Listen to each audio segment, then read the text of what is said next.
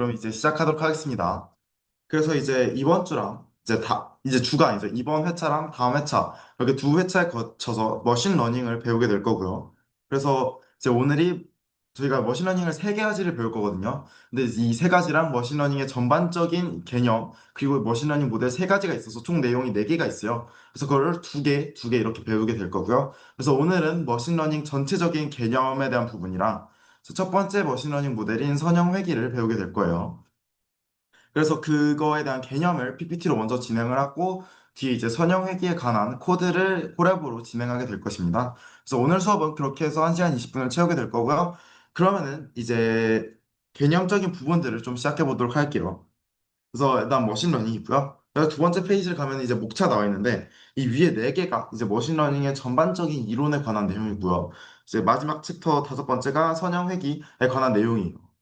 그래서 일단 이 학교 PPT를 생각해 보면은 이제 맨 처음에 서론이 있거든요. 서론이 왜 인공지능이 중요한가 해서 막 최근에 뭐 이제 알파고 이것도 오래됐죠. 이제 GPT-4 이제 GPT-5 나온다고 하는데 뭐 그런 내용이 있는데 이제 중요한 거는 인공지능을 알아야 된다. 근데 인공지능이 왜 2020년대에 떴느냐에 대한 얘기를 얘기하자면은 GPU의 발전이 2020년대에 급격하게 일어났고 데이터의 폭발적 증거가 일어났다라고 이제 얘기를 하는데 그것도 그냥 시험 전날에 살짝 보고 가시면 될 것 같고요. 왜냐하면 선생님들이 이론 문제를 보통 하나씩은 꼭 내려고 하시거든요. 그래서 이런 거는 아마 시험 전날에 보고 가시면 되지 않을까 라고 생각을 하고 넘어가도록 하겠습니다.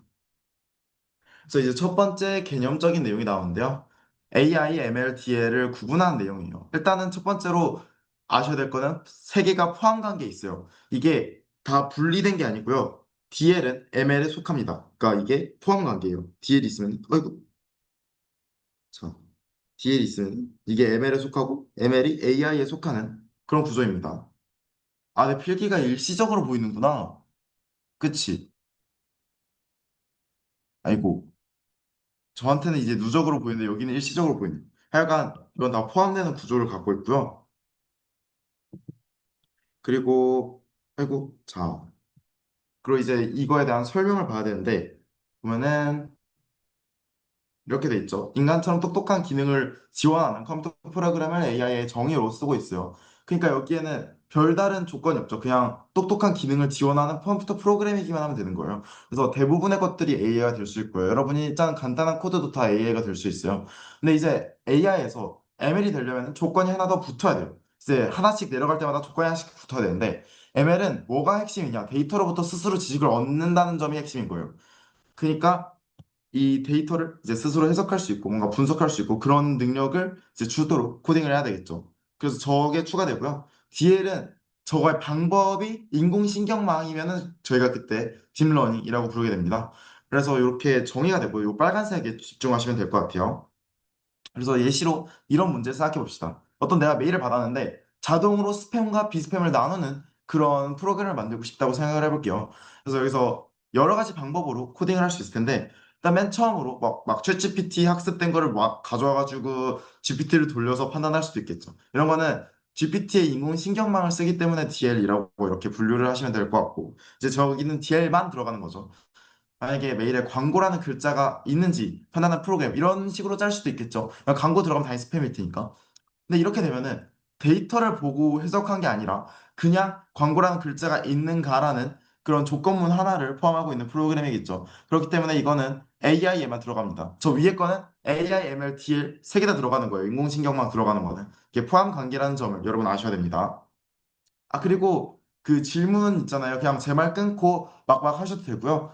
채팅 남겨서 바로바로 하셔도 돼요. 오늘 개념적인 내용이 많을 거라서 그냥 쓱쓱 질문 많이 해주시면 좋을 것 같습니다. 그다음에 또 다른 예시로 만약에 스팸메일 데이터랑 비스팸메일 데이터를 기반으로 학습해서 판단한다면은 이건 ML의 범주에 들어가지만 DL인지 아닌지는 알 수 없겠죠. 인공지능을 사용하는지 쓰지 않았으니까요. 그래서 여기서는 ML에만 들어간다라고 얘기를 하면 될 것 같고요. 자, 그래서 AI는 되게 범주가 넓어요. 그런 얘기를 좀 하고 싶어서 이 슬라이드를 넣었는데, 여러분이 그냥 코릴레이션 매트릭스를 DF성 콜로 만든 다음에 히트맵만 그려도 결국 여러분은 데이터를 분석한 무언가의 프로그램을 만들었기 때문에 AI의 범주에 속한다고 얘기할 수 있습니다.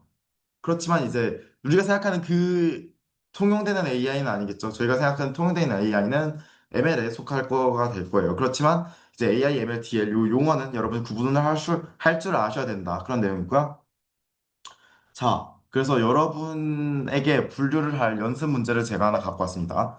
A랑 B라는, 그러니까 데이터 프레임이 있다고 생각해 볼게요. 그래서 A랑 B라는 두 개의 컬럼이 있을 때 X라는 컬럼을 예측하는 문제를 저희가 한번 코딩으로 구현하고 싶다고 생각을 해봅시다. 그래서 이런 식으로 데이터 프레임이 있다고 해볼게요. 만약에 어떤 사람이 이제 코더가 봤는데 X랑 A랑 뭔가 대충 비슷하잖아요. 그래서 X는 A 이렇게 예측하는 프로그램을 만들었다고 합시다. 자, 윤서야, 서은아, 이거 어디에 속할까?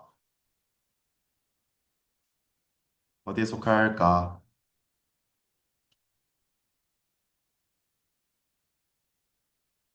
그치? AI에만 속하겠지. ML과 DL에는 속하지 않겠지. 그래서 이런 식으로 짜면은 이제 AI에만 속하게 될 거고요.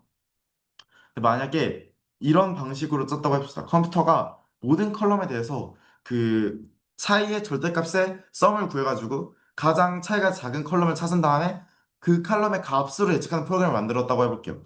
그러면 이거는 어디에 속할 게 될까요?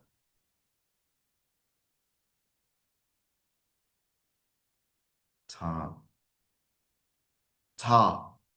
서원이가 MLDL이라고 해줬고 윤서 AI는 아까 답이니 이번 답이니 이번 일단은 답인데 아닌가 봐요.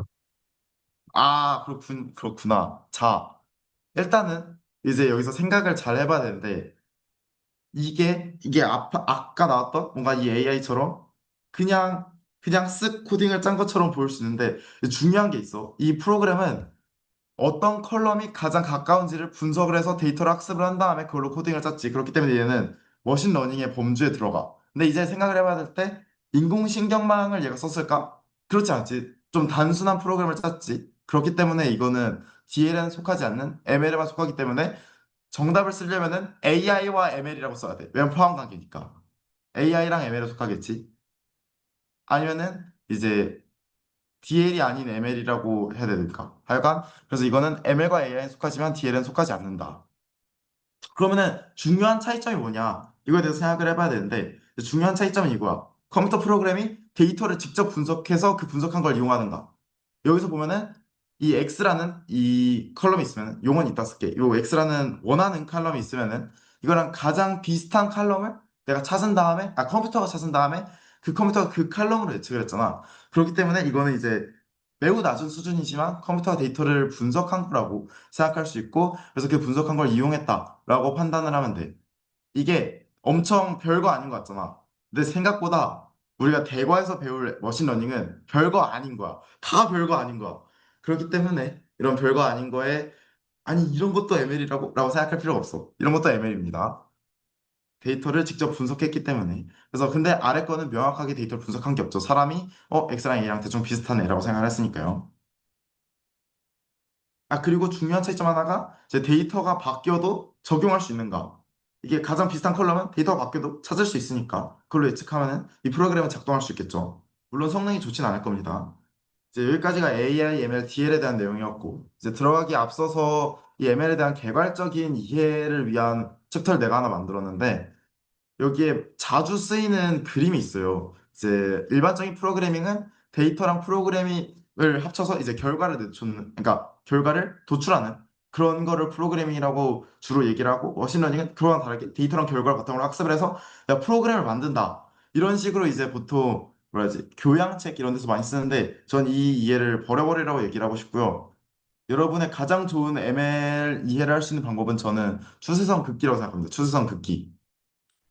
그래서 이게 왜 추상 긋기냐? 자, 추상 긋기를 할 때 여러분은 하는 행동은 두 개가 있어요. 일단 y는 ax 플러스 b라고 식을 쓰고 가장 데이터랑 잘 맞게 a랑 b를 구하기 위해서 선을 띡 긋겠죠. 그래서 이 두 가지를 하게 되는데 이제 모든 머신러닝이 하는 일이 근본적으로 얘랑 똑같아요. 엄청 복잡한 함수가 있어. 그다음에 거기에 변수가 막 n 개 있어. 막 요즘 GPT 이런 거는 막 1억 개, 1조 개 있거든요. 그래서 그 GPU가 많이 필요한 건데 엄청 많은 변수가 있어. 그리고 그 많은 변수를 다 최적화해. 요게 근본적으로 머신러닝의 원리가 이거란 말이에요. 그래서 아까 그 교양 예시에서 그렇게 얘기하는 이유가 이 F라는 프로그램이 있으면은 이 프로그램의 여러 가지 변수를 잘 조절해서 좋은 프로그램을 만든다. 이런 의미에서 앞에 이 예시를 쓰는데 솔직히 그건 뭔가 컴퓨터가 직접 코드를 짜는 것처럼 얘기하려고 하는 것 같아서 저는 이제 좋지 않은 예시라고 생각을 하고요. 이런 식으로 이해를 하면 좋을 것 같아요. 그래서 이제 사실상 이해할 때 동치인 세 개가 있어요. 추수성, 극기, 함수, 근사, 머신러닝 이 세 개를 이렇게 이해를 해라. 이걸 세트로 이해를 해라라고 저는 주로 얘기를 하는데 이게 왜 중간에 함수 근사를 넣냐면 추정 긋기가 너무 단순해서 그래요. 뭔가 함수 근사는 이차함수 근사, 삼차함수 근사, 뭐 지수함수 근사, 뭐 지수함수랑 삼차함수 곱한 꼴 막 이런 식으로 다양하게 근사할 수 있는 거잖아요. 그런 것처럼 머신러닝도 좀 다양한 꼴의 기능을 할 수 있는 무언가가 있고 그 무언가의 펑션에 여러 가지의 변수들이 있고 그 변수들을 조절함으로써 기능을 잘 하도록 저희가 이제 하는 거죠. 그래서 함수 근사라고 이해를 하면 되게 좋을 것 같아요. 제가 오늘 이따 배울 게 선형액인데 그게 추수성 극기거든요. 그래서 추수성 극기는 이제 머신러닝에 포함되는 개념이고 머신러닝이랑 실질적으로 이제 동치로 받아들이기 좋은 건 이제 함수 근사이기 때문에 이런 식으로 이해를 하시면 좋을 것 같습니다. 그래서 여기서 하고 싶은 얘기는 이거예요. 추수성 극기가 별거 아니잖아요. 그래서 머신러닝도 별거 아니다. 쫄 필요 없다. 이름이 무섭지만 무섭지 않다. 라는 얘기가 있는데 이게 중의적 의미가 있습니다. 머신러닝이 별거 아니라는 게 무슨 의미가 있냐? 많은 것을 기대하지 말라는 의미에서 쓰는 것도 있어요. 이게 여러분 생각해 보세요. 뭔가 데이터가 원래 비선형적이어야 돼. 근데 그 비선형적이어야 되는 데이터에 대해서 선형얘기를 하면은 이게 똑바로 결과가 나올까요? 그러지 않겠죠. 그러니까 머신러닝, 딥러닝도 결국 데이터가 어떤 패턴을 갖고 있지 않은데 억지로 패턴을 찾아낼 수 없어요. 다른 말로 하면은 이 데이터에 패턴이 내장되어 있는 거를 수식으로 뭔가 프로그램으로 끄집어낼 수 있게 해주는 게 머신러닝이랑 딥러닝이지 없는 걸 창조하지 않거든요. 그렇기 때문에 데이터에 대한 이해가 가장 중요하고요. 머신러닝, 딥러닝은 마법이 아닙니다. 그래서 이런 얘기를 좀 하고 싶었고요. 그래서 GPT가 굴러가는 이유는 저희의 언어라는 거에 패턴이 내장되어 있기 때문에 그걸 얘가 찾아서 이제 기능을 하는 거예요. 뭐 패턴이 있었나 보겠죠. 그래서 그런다 봅니다. 그래서 이런 내용을 좀 얘기하고 싶었고요. 이제 여기서부터가 중요해요. 여기서 질문이 생기시면은 바로바로 말해 주셔야 돼요. 여기 용어 정리할 거거든요. 근데 이 용어를 헷갈리면은 뒤에가 힘들기 때문에 이 용어 정리는 제가 좀 되도록이면 천천히 나가려고 할 건데 질문이 있으면 바로바로 해주시면 좋을 것 같습니다. 자, 일단 첫 번째 용어 두 가지가 있어요. 피처와 레이블이 있습니다. 이 피처는 영어로 이제 한국말로 특징이란 뜻이죠. 특징. 그래서 대상의 특징이에요. 근데 자, 저희가 어떤 프로그램을 만들 때 대상의 특징을 바탕으로 대상의 무언가를 예측하려고 할 거거든요. 그렇기 때문에 이 대상의 특징이 결국 인풋이 되고요. 인풋이기 때문에 그 X 독립변수가 됩니다. 그래서 예시를 좀 보면요. 스팸 메일 분류 모델 이게 예시로 많이 쓰이는데 만약 이 스팸 메일 분류 모델이 있어요. 그러면은 저희가 인풋으로 넣어줘야 되는 거는 메일의 제목, 메일의 텍스트 본문 이런 특징들이겠죠. 이런 특징들을 바탕으로 스팸 메일이냐 아니냐를 구분해야 되겠죠. 그래서 특징이 곧 인풋이 되고요. 저희는 이 두 가지를 피처라고 부르게 됩니다. 그래서 뭐 주식 예측 모델 이런 거에서는 뭐 환율이라던가 그 전까지 주식값 변화 이런 것들이 들어가겠죠. 그래서 이런 피처가 있고요. 한편 이제 레이블이 있습니다. 이건 이제 반대된다고 해야 되나? 하여간 피처와 레이블이 있는데 이 레이블은 피처가 X라면 레이블은 Y예요. 저희가 예측하고자 하는 거고요. 대상이 궁금한 것이요. 이제 레이블이 이제 한글로는 뭐 이름 붙인다 뭐 이런 뜻이 되잖아요. 그래서 근데 이제 예시를 보면은 왜 레이블이라고 이름을 붙였는지 알 수 있는데 스팸 메일을 분류해서 스팸인지 아닌지 이름을 붙이고 싶어. 그래서 이제 레이블이라는 영어 단어를 썼는데 이제 그게 결국 결과를 의미하게 되는 거죠. 근데 주식 예측 모델에서도 주식값이 얼마냐? 저희가 막 그 가격표도 라벨이라고 부르잖아요. 그런 것처럼 이제 값이 얼마인지 딱 붙여주고 싶은데 그거를 이제 예측해야지 붙여줄 수 있으니까 레이블이라는 단어를 채용하고 있고요. 그래서 예측하고자 하는 값이 라벨이다. 이렇게 생각하시면 좋을 것 같습니다. 그리고 이제 데이터를 저희가 두 가지로 나눌 거예요. 전체 데이터가 있으면은 이거를 학습 데이터와 테스트 데이터로 나누게 됩니다. 그래서 학습 데이터는 뭐냐? 머신러닝 모델이 있으면요. 얘를 학습하기 위한 데이터예요. 그래서 쉽게 생각하면 추세선을 그리기 위해서 필요한 데이터고요. 그 엄청 복잡한 수식에 많은 변수들이 있으면 그 변수들을 최적화하기 위한 데이터라고 생각하시면 되는데 그냥 추세선 긋기에서 그 y절편과 기울기를 구하기 위한 그런 데이터고요. 세스 데이터는 뭐냐? 이 머신러닝 모델을 평가하기 위한 데이터예요. 그래서 이건 이제 추세선이 똑바로 그려졌는지를 확인하기 위한 데이터겠죠. 이게 추세선 긋기를 계속 예시로 들고 있는데 사실 추세선 긋기는 저희가 눈으로 확인할 수 있잖아요. 그래서 테스트 데이터가 필요해? 라고 생각할 수 있는데 저희가 다루게 될 문제들이 이제 2차원이 아니라 3차원, 4차원, 훨씬 고차원이 된다면은 이거를 저희가 그래프를 그려서 눈으로 이게 똑바로 학습이 됐네를 평가할 수 없어요. 그렇기 때문에 평가를 하기 위한 데이터를 따로 분리를 해야 됩니다. 그래서 이거에 분리를 하게 되고요. 분리할 때 비율은 꼭 아실 필요 없는데 보통 이제 학습 데이터를 70에서 80%를 잡고 테스트 데이터를 20에서 30%로 잡아요. 그거는 막 꼭 알아야 되는 건 아니고요. 그냥 알아두시면 좋을 것 같습니다. 그래서 이렇게 두 가지 종류의 데이터가 있다. 데이터를 두 개로 나누더라. 라는 내용이에요. 그다음에 이제 학습, 평가, 예측 요 세 개의 단계를 저희가 머신러닝을 할 때 거치게 됩니다. 그래서 이 학습은 뭐냐? 이 모델의 구조가 있을 거 아니에요. 저희가 f라는 함수를 어떻게 잘 설계하고 그 안에 n개의 변수가 있을 때, 파라미터가 있을 때 이 n개를 최적화하는 과정을 학습이라고 하고요. 이때는 학습 데이터를 이용해서 학습을 하겠죠. 그래서 추수성 긋기에서는 기울기와 절편을 구하는 과정이라고 생각을 하시면 좋을 것 같습니다. 그래서 모델을 학습시키는 과정이고요. 그 다음에 두 번째로 해야 될 과정이 평가, evaluation 아니면 validation이라고 저희가 보통 부르고요. 모델이 똑바로 학습이 됐느냐를 평가하는 거고요. 저희가 성능을 평가한다고 주로 불러요. 그래서 이때는 뭐 하냐? 테스트 데이터에 대해서 이 f라는 함수에다가 이제 x를 집어넣고 최적화된 a1에서 an을 집어넣을 거예요. 그러면 저희가 예측 레이블이 나오겠죠. 그 y prediction이 나올 건데 실제 y 값이랑 y prediction 요 두 개를 비교를 해야 되겠죠. 근데 이제 그 비교할 때 테스트 데이터를 쓰더라. 그래서 이거를 비교해서 이 모델이 얼마나 잘 작동하는가를 평가하게 되는 과정이 요 평가 과정이 될 거고요. 이제 예측은 실제 적용하는 과정이에요. 그러니까 예를 들어서 뭐 화학 같은 걸로 예시를 들자면은 뭐 저희가 검량선을 그렸으면은 검량선에서 뭐 흑광도로 검량선을 그렸을 때 제가 모르는 무언가 있을 때 그 흑광도를 보고 농도를 알아맞혀야 되겠죠. 그래서 그런 게 이제 예측에 해당되는 건데 그래서 이제 학습된 모델을 레이블이 없는 샘플에 적용하는 거예요. 그러니까 예를 들어서 흑광도를 기반으로 농도를 예측하는 모델이 있었으면은 이제 내가 모르는 거에 흑광도를 이용해서 농도를 예측하는 그게 예측 과정이 되겠죠. 그래서 이거는 식에 대입하는 과정이 예측이 되더라. 이렇게 세 단계를 저희가 구성하게 됩니다. 요 세 단계를 해야 되고요. 요 세 단계를 하는 방법을 배울 거예요. 아직까지 괜찮죠? 괜찮니? 내 예상 시간보다 3분 일찍 했어, 여기까지. 용어 정리까지. 나 원래 플랜은 20분이었는데 17분이거든.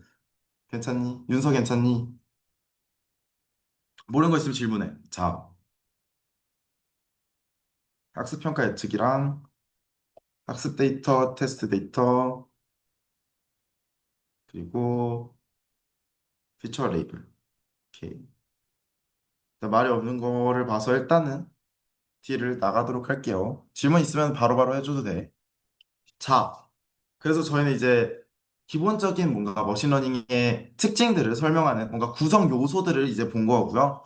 이제 그 구성 요소 이후에 머신러닝 모델을 학습하는 과정에서 일어나는 여러 가지 현상을 좀 살펴볼 거예요. 그래서 과적합, 과소적합이라는 걸 살펴볼 건데 이 두 가지가 뭐냐? 학습이 똑바로 되지 않은 경우를 저희가 과적합과 과소적합 이 두 가지 케이스가 있거든요.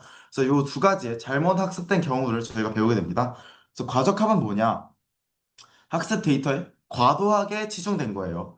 그러니까 여기서 이 그림에서 오버피팅 있죠? 오버피팅. 이 오버피팅을 보시면 되고요. 그래서 이때는 어떠냐? 학습 데이터에는 정말 잘 맞는데 테스트 데이터에는 잘 안 맞아요. 그래서 이런 데 보면은 이게 그냥 점을 따서 이어놨죠. 그럼 이게 똑바로 회귀 결과 나올까요? 아니죠. 오차가 좀 더 커지겠죠. 그래서 그런 문제가 있는 걸 과적합이라고 부르고요. 이제 제가 이거를 항상 얘기할 때 그냥 내신 시험 준비하는 걸 예시를 드는데 이 과적합이 뭐냐? 자, 내가 방학 때 뭐 기출 문제를 한번 풀어봤어요. 그랬는데 시험 전날에 내가 기출 문제를 한번 풀어봤는데 100점이 나왔어. 100점이 나올 수 있겠죠. 왜냐면 풀어본 거니까. 그래놓고 나 수학 잘하네 하고 내신을 던진 거예요. 자, 그럼 실제 시험에서 점수가 잘 나올 거예요. 그러지 않겠죠. 그러니까 이게 딱 그거예요. 학습 데이터에는 잘 맞지만 테스트 데이터에는 잘 맞지 않는다. 새로운 문제를 주면 잘 풀지 못하지만 내가 이미 본 기출 문제는 잘 풀더라. 이런 현상이 과적합이고요. 근데 이제 그리고 과소적합은 어떤 경우냐? 잘 학습을 그냥 하지 못한 거예요. 그러니까 그냥 공부를 안 한 상황이겠죠. 아까 예시에서는. 근데 이게 왜 일어나냐? 주로 문제 복잡성에 비해서 모델의 복잡성이 떨어져서 생긴다라고 얘기를 많이 해요. 그러니까 이게 뭔 소리냐? 이 왼쪽에 요 얘기를 보면 좋을 것 같은데 이 문제를 보면은 일단 1참수로 회귀를 해서는 뭔가 예측을 못할 것 같이 생겼죠. 근데 얘네가 지금 1참수로 회귀를 하려고 하니까 예측이 똑바로 안 될 거예요. 오차가 커질 거고요. 이런 경우가 이제 문제는 좀 더 복잡한데 모델을 너무 단순하게 잡아서 생기는 문제들이고요. 이 경우에는 학습 데이터도 잘 맞지 못하고 테스트 데이터에도 잘 맞지 못합니다. 그래서 이런 경우에는 좀 모델의 종류를 바꿔야 되겠죠. 과적합을 해결하는 방법은 여러 가지가 있는데 그거는 대과에서 다루지 않기 때문에 저희가 설명을 하지 않도록 할게요. 궁금하신 분은 아마 찾아보면은 과적합 방지에 관한 정말 많은 이론이 있는데 인공지능을 고르시면은 그때 배우셔도 될 거라고 생각합니다. 제가 저희가 다루는 게 선형회귀 같은 단순한 모델이라서 과적합이 잘 일어나지 않아요. 그렇습니다. 그래서 이거는 분류 모델, 뭐 회귀 모델, 아 얘기를 안 했구나. 하여간 이 위의 경우, 아래 경우 다 잘 이런 두 경우에 대해서 다 과적합과 과조적합이 존재합니다. 그래서 이거 두 개는 항상 존재하는 거고요. 자, 용어 정리가 끝났는데 괜찮니? 괜찮겠지? 자, 질문 있으면 즉시 채팅으로 남겨주세요. 이제 학습 방법과 문제 종류에 대해서 얘기를 해볼게요. 이 전까지는 일반적인 모든 머신러닝에 적용되는 얘기를 좀 했고요. 이제 머신러닝의 종류, 뭐 문제 종류, 뭐 머신러닝 알고리즘의 종류, 뭐 이런 얘기를 좀 해보도록 할게요. 그래서 머신러닝 알고리즘에는 크게 세 가지의 종류가 있습니다. 이걸 학습 방법의 종류라고도 해요. 지도학습, 비지도학습, 강화학습 이렇게 세 가지가 있어요. 지도학습은 뭐냐? 문제랑 정답을 모두 알려주고 공부를 시키는 거. 그러니까 문제 정답 다 알려주고 학습해라고 시키는 방법이고요. 비지도학습은 답을 알려주지 않고 문제만 알려주고 학습시키는 방법이고요. 강화학습은 이제 보상 제도를 통해 뭐 상을 최대하고 벌을 최소화하도록 얘가 학습을 시키도록 이제 유도를 하는 그런 방식이겠죠. 그래서 이게 되게 인간의 교육과 상당히 유사한 면이 있습니다. 일단 각각은 좀 뒤에서 따로 볼 거고요. 예시만 좀 보고 갈게요. 지도학습의 예시는 뭐 회귀 문제, 분류 문제라고 써놨는데 이 각각 용어는 뒤에서 좀 살펴볼 거고요. 어떤 예시가 있냐? 예를 들어서 어떤 건 스팸 메일의 예시와 비스팸 메일의 예시를 왕창 던져준 다음에 스팸 메일 분류기를 만들어 하면 이건 지도학습이겠죠. 정답을 알려줬으니까요. 근데 이게 비지도학습의 예시로 고객 데이터를 왕창 던져준 다음에 비싼 애들끼리 묶어 라고 한다면은 이거는 답을 주고 시킨 게 아니죠. 그냥 묶어 라고 한 거기 때문에 이건 비지도 학습에 들어가게 될 거고요. 그다음에 막 자율주행, 뭐 바둑을 두는 알파고 뭐 이런 애들은 강학습을 필요로 할 거예요. 그러니까 쉽게 얘기를 하면은 내가 바둑을 두고 있는데 그래서 내가 한 수 둘 때마다 옆에서 이수월님이 너 잘 뒀네 안 뒀네 훈수를 두고 있는 거죠. 그런 느낌이라고 생각을 하시면 좋을 것 같습니다. 아, 물론 실제 알파고에서 그렇게 한 수마다 피드백을 주진 않아요. 게임 전반에 걸쳐서 피드백을 주게 됩니다. 그거는 아실 필요 없을 것 같은데, 오개념이 생기면 안 되니까 혹시나 해서 얘기를 드렸어요. 자, 그래서 이제 지도학습에 대해서 좀 살펴보도록 하겠습니다. 채팅 하나 날라왔다. 그치?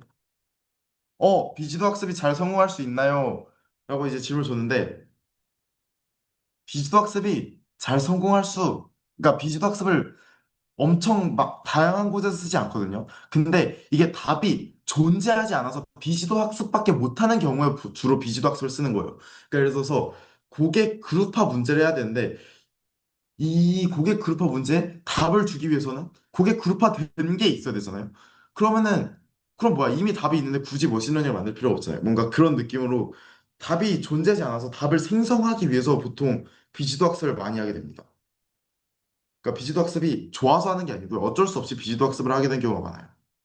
그건 이따가 아닌데, 다음 주에 비지도 학습에 대한 알고리즘을 하나 배울 거거든요. 거기서 아마 예시를 볼 수 있게 되지 않을까 싶습니다.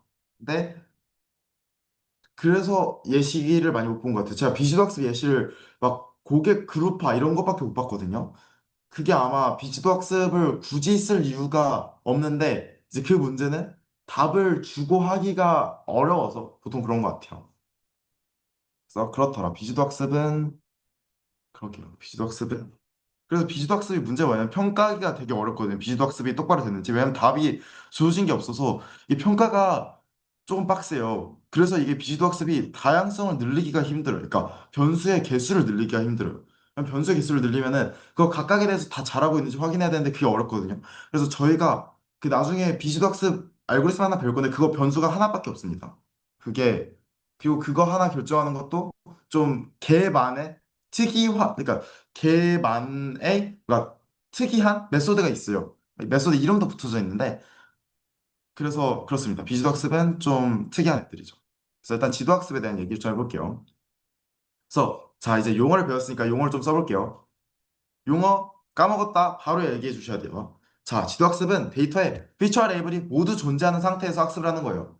그리고 학습 데이터 속에 있는 이 피처와 레이블의 관계를 학습하는 게 이 지도학습이 되고요. 그래서 대표적인 걸로는 분류 문제와 회귀 문제가 있습니다. 분류 문제, 회귀 문제는 뒤에서 한 번씩 더 다룰 거예요. 그래서 피처와 레이블이 모두 있는 데이터를 다루더라. 이게 핵심이고요. 자, 그다음에 비지도 학습은 뭐냐? 레이블이 없어요. 피처만 있는 데이터에 대해서 학습을 진행하게 되는 겁니다. 그래서 이때는 피처 사이에 존재하는 규칙성을 알아내게 되는 게 주로 이 문제에 속하게 되고요. 그 다음에는 이제 강학습이 있는데 좀 어려운 표현으로 얘기를 하자면은 어떤 스테이트 상태에서 할 수 있는 행동 여러 가지, 액션 여러 가지 중에서 어떤 그 보상이 있는데 액션에 그러니까 스테이트에 대한 액션의 펑션을 내가 잘해서 보상을 최대화하겠다라고 보통 그 전문 용어를 얘기를 하는데 이 스테이트 액션 이런 얘기는 아실 필요 없고요. 그냥 쉽게 생각하면은 이 바둑판이 이 꼬라질 때 자, 흑은 무슨 수를 좋아하는가에 대한 문제라고 생각을 하시면 될 것 같아요. 근데 이제 그때 최적의 행동을 두는 거고 뭐 이렇게 뭐 백이 여길 둬서 흑 한 자리를 먹을 수 있겠죠. 바둑이라고 가정하면은 뭐 그런 거를 하는 게 이제 강학습이고요. 이걸 했을 때 잘 먹었다. 이게 이 수가 좋나 나쁘냐 이런 걸 평가하게 되겠죠. 세훈이가 뭐 하나 질문해도 던져. 될까요? 해도 돼, 해도 돼. 그 약간 바둑 같은 거는 약간 어, 단기적으로 뭐 하나 취하는 것보다 장기적으로 엄청 빅픽처를 그리고 하는 게 훨씬 유리한 경우도 있잖아요. 그런 맞아, 경우에 대해서 맞아. 다 미리 약간 뭐라고 해야 되지? 그런 것들까지 다 고려해서 뭐가 제일 좋은 거냐 해서 그 순서대로 만약에 보상을 준다 하면 애초에 그게 다 계산되어 있어야 될 것 같은데 약간 아, 그게 그래. 내 바둑의 알고리즘 알거든. 그게 이제 알고리즘 이런 MCTS라는 걸 쓰는데 그거 알 필요 없을 것 같고 이게 뭐 하냐면은 얘가 그 일단은 보상 체계가 걔네 어떻게 되냐? 보상 체계가 게임 끝날 때 딱 한 번 줘. 걔네 보상 체계는. 그러니까 오목 이런 거는 사이사이 보상 체계가 있는 걸로 아는데 이 바둑은 그냥 게임에 처음부터 끝까지 다 하고 나서 보상 체계가 한 번 있어. 그러면은 보상 체계가 되게 자주 있지 않잖아. 그 문제를 해결하기 위해서 얘가 강화학습을 쓰지 않고 일단은 그냥 선수의 데이터를 학습한 애, 그러니까 그냥 선수의 데이터를 학습한 애를 하나 만들어 놓고 걔랑 걔랑 끊임없이 싸우면서 얘보다 좀 더 잘해지도록 강학습을 해서 얘를 하나 만들어. 그다음에 걔랑 또 강학습을 계속해서 얘를 또 이기도록 하나를 만들어. 그래서 이게 얘가 여기서 보상 체계가 너 말이 맞거든. 이게 중간중간에 보상 체계를 주는 게 말이 안 돼. 그래서 바둑은 보상 체계를 맨 마지막에 한 번 주고 그러면 학습이 제대로 안 될 거 아니야. 그래서 그 문제를 해결하기 위해서 일단 어느 정도 수준이 있는 뭐 바둑 한 2단 정도 되는 AI를 일반적인 뭐 분류 모델 같은 걸 하나 만들어 놓고 이제 걔를 이기는 강학습 모델 하나, 걔를 또 이기는 강학습 모델 하나 이런 식으로 만들도록 학습을 주로 하고 이 마지막에만 보상 주는 문제를 해결하기 위해서 판수를 미친 듯이 늘려. 그래야지 좀 내가 이수를 둔 경우, 이수를 둔 경우, 이수를 둔 경우 다양한 경우가 있을 거 아니야? 그 경우에 대해서 다 보상을 받을 수 있겠지? 그래서 보통은 판수를 엄청 늘리고 그런 방법을 쓰더라. 라는 얘기. 너 말이 맞아. 너 말이 맞아. 너 말이 엄청 맞아. 오케이? 이해돼? 네. 이해 안 되면은 어차피 나보다 더 강화학습을 잘 아는 김준서라는 양반이 내가 톡방에 넣어놨을 거기 때문에 질문하면은 김준서 같은 강화학습 고수들이 알아서 답변을 해줄 거기 때문에 거기다가 추가 질문을 해도 돼. 그래. 세훈이가 말했네. value network라는 게 있어. 저걸 저걸로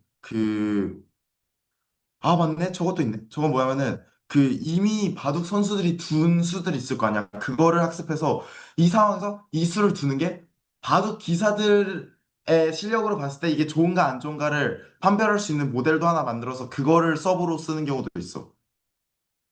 그런 경우도 있더라. 그래서 바둑은 보통 생 강학습을 안 하고 애매하게 강학습이 아니라 다른 머신러닝으로 된 애들을 바탕으로 강학습을 그 위에 올리는 느낌이야. 오케이. 자, 그래서 회계 문제에 대해서 얘기를 해보겠습니다. 그래서 회계 문제는 그 지도학습 중에서 저희가 연속적인 레이블을 예측하는 문제를 저희가 회계라고 보통 불러요. 그래서 가장 대표적인 예시로 추수선 긋기가 있고요. 이걸 이따가 할 거예요. 그래서 이걸 단순 선형회기라고도 부르는데 단순히 붙은 이유는 1차원이기 때문이에요. 왜냐하면 일반적인 선형회기는 n차원에서 1차원으로 가는 어떤 초평면을 그려서 이제 1차식이 그러니까 n개에 대해서 n개의 개수를 곱해서 다 1차식으로 더해서 하는 걸 선형회기라고 부르기 때문에 이건 1차원이어서 단순 선형회기라고 불러야 되고요. 그래서 회기를 y랑 x 간의 관계를 예측하는 통계적 분석이라고도 생각을 할 수 있어요. 근데 이제 쉽게 생각하면은 그냥 준선 긋기더라, 농도에 따른 흡광 이런 거더라. 자, 이제 분류를 봐야 되는데 분류는 뭐 그래서 그리고 예측하게 되면은 이렇게 y를 넣어서 x를 예측하거나 x를 넣어서 y를 예측하겠죠. 그래서 분류는 지도학습 중에서 이산적인 네이버를 예측하는 문제를 저희가 분류라고 불러요. 그래서 이거는 이미 분류된 데이터를 기반으로 분류 기준을 생성하는 문제가 되겠죠. 그러니까 이렇게 주황색과 핑크색이 이미 점을 찍혀놔서 주황색과 핑크색을 분류해 주세요라고 한다면은 저 빨간색 선 긋기는 좋은 분류 모델이 되겠죠. 그래서 예시로는 스팸 메일과 그렇지 않은 메일 분류가 있는데 일단은 이게 여러분 보시면 알겠지만 회계와 분류 문제를 논할 때 레이블의 이산성을 기준으로 나누죠. 그 이유가 이 레이블의 이산성이 근본적으로 뭐 그 알고리즘의 종류에 제일 큰 영향을 주기 때문에 이렇게 두 개를 나누고요. 이 두 개가 근본적으로는 같은 지도학습이기 때문에 여러분 그거 아시죠? 이산성에다가 그 이산적인 거의 개수를 무한으로 보내면은 연속적이 되잖아요. 그래서 분류 모델을 이용해서 회귀를 할 수도 있고요. 모델을 이용해서 분류를 할 수도 있어요. 그거는 이제 뭐 예를 들어서 이런 거죠. 회귀 모델에서 어떤 값이 나왔을 때 0에서 1까지면은 뭐 1번 그룹에 넣고 1에서 2까지면은 2번 그룹에 넣고 이런 식으로 하면 회귀에서 분류를 만들 수 있고 분류에서 회귀를 만들 때는 막 레이블의 수를 뭐 전체 최대에서 최소까지 구간인데 이걸 막 1000개로 쪼갠 다음에 레이블을 만들면은 이게 거의 회귀문자랑 가깝게 구현할 수 있겠죠. 이게 두 개가 같은 지도학습이라서 서로 이제 분류 문제를 해결하기 위해서 회귀 알고리즘을 끌어다 써서 마지막만 회귀에서 분류로 바꾸도록 처리할 수 있고 분류 모델을 갖고 와서 마지막에 분류에서 회귀로 바뀌도록 처리를 해서 쓸 수 있는데 이 두 개의 이 두 개가 근본적으로 지도학습은 똑같은데 왜 나누냐? 알고리즘이 너무 달라져서 그래요. 그리고 알고리즘이 달라지는 근본적인 이유가 이 레이블 때문이에요.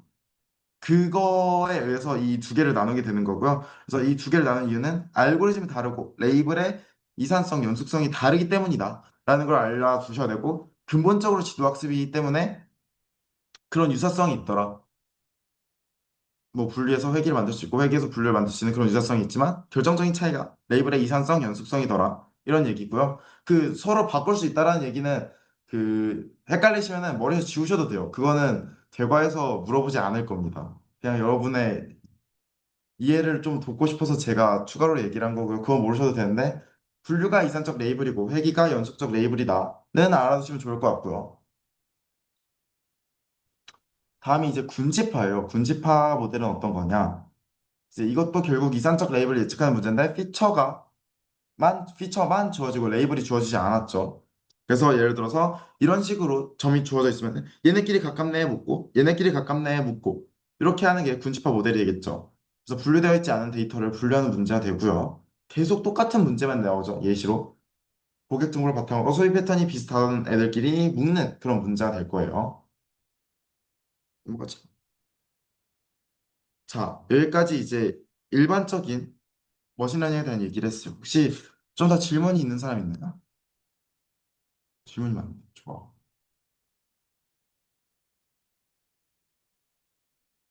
자, 있으면은 지금 어차피 둘 다 질문을 잘 해주고 있어서 그냥 기회를 좀 나가고 채팅 날라오면 바로바로 읽도록 하겠습니다. 자, 그래서 이제 회계 알고리즘, 특히 저희 선형 회계를 이제 배우게 될 건데 일반적인 회계에 대한 얘기를 조금만 하고 선형 회계를 할게요. 그래서 일반적인 회계는 어떻게 되냐? 아까 계속 말했던 것처럼 y 프레드는 fx, 그다음에 n 개의 파라미터 변수를 보유하도록 이 f를 설정할 거고요. y랑 y 프레딕션의 오차를 최소화하는 방향으로 n 개의 변수를 최적화하는 게 결국 회계가 되겠죠. 근데 여기서 이제 요 f가 막 분류 모델에서 F는 뭔가 우리가 생각하는 이 식으로 된 F가 아니라 뭐 말로 된 F라던가 if문의 반복으로 구성된 F라던가 이런 게 될 건데 이 회계에서 F는 진짜 수식이 될 거예요. 아마도. 그쵸? 그러겠죠. 물론 이제 범위의 구간에 따라서 뭐 식이 달라질 수 있겠지만 어쨌든 우리가 쉽게 생각하는 그 함수가 될 거예요. 그리고 이때 이제 중요한 게 있는데 이 y와 y 프레드에 오차를 최소화한다고 써놨죠. 요거를 어떻게 최소화할 것이냐가 이제 회계 알고리즘에서 중요한 부분을 차지하게 될 거예요. 그리고 일단은 우리가 배우는 건 선형회계가 될 거고요. 일단 y는 wx 플러스 b라고 저희가 함수를 쓰는데 이제 ax 플러스 b라고 안 써요. wx 플러스 b라고 쓸 거고요. 이 w는 weight, 가중치라는 뜻에서 w라고 썼고요. b는 bias, 편향이라는 뜻에서 b라고 썼어요. 그래서 선형회계에서는 W랑 B를 용어로 쓰더라. 그리고 이제 저희가 이제 선형회계 알고리즘 배울 건데 이 메소드를 사실 그대로 갖다 와서 이차함수 회계, 지수함수 회계 이런 데 다 쓸 수 있거든요. 그냥 이 y는 wx 플러스 b식만 바꾼 다음에 메소드를 그대로 적용할 수 있거든요. 그래서 이런 거를 뭔가 좀 더 이해를 해보고 싶으시면 이런 걸 시도할 수 있더라. 필요하면 시도할 수 있더라라는 내용인데 일단은 저희는 선형회계를 배우게 됩니다. 그래서 뭐 이런 여러 가지 옵션이 있을 때 저희는 제일 좋은 갈색을 골라야 되겠죠. 자, 그래서 일단 중요한 게 저희가 오차함수, 손실함수, 로스 펑션이라고 부르는 다 같은 말이에요. 요거를 배우게 될 거예요. 로스 펑션이라고 저는 주로 얘기를 하겠습니다. 저희 로스 펑션은 뭐냐? 아까 말했죠. 이 예측값과 실제값에 얼마나 차이가 있냐? 이거를 값으로 만들어야지 최소화할 수 있겠죠. 그래서 그거를 함수화시킨 게 로스 펑션이고요. 그래서 로스 펑션의 조건이 뭐냐? 오차가 커질수록 함수값이 커진다면 다 로스 펑션으로 적용될 수 있어요. 그리고 저희가 쓰는 로스 펑션은 MSE, mean square error라는 로스 펑션을 주로 쓰게 될 거고요. 이건 뭐냐? 예측 레이블과 실제 레이블에 차가 있을 거 아니에요. 이 차의 제곱을 모든 데이터에 대해서 다 더한 다음에 평균을 낸 거예요. 그래서 이제 수식을 보게 된다면은 이제 X에서 Y를 예측하는 그런 상황이고 데이터가 n 쌍이 있어서 뭐 x1에서 x1, y1 요 쌍이 xn,yn까지 n개가 있을 때 이제 fx를 wx 플러스 b라고 쓸 건데 로스 w, b를 r와 같이 이렇게 n분의 1의 fxi 마이너스 yi의 제곱 이렇게 쓸 거예요. 이게 딱 말 그대로죠. 민스퀘어예요. 그래서 옆에 식이 이렇게 되고요. 그래서 로스 펑션은 중요한 게 w랑 b의 함수입니다. x랑 y의 함수가 아니에요. w랑 b의 함수입니다. 저희가 그 f식에 있는 변수들을 추적한다고 했죠.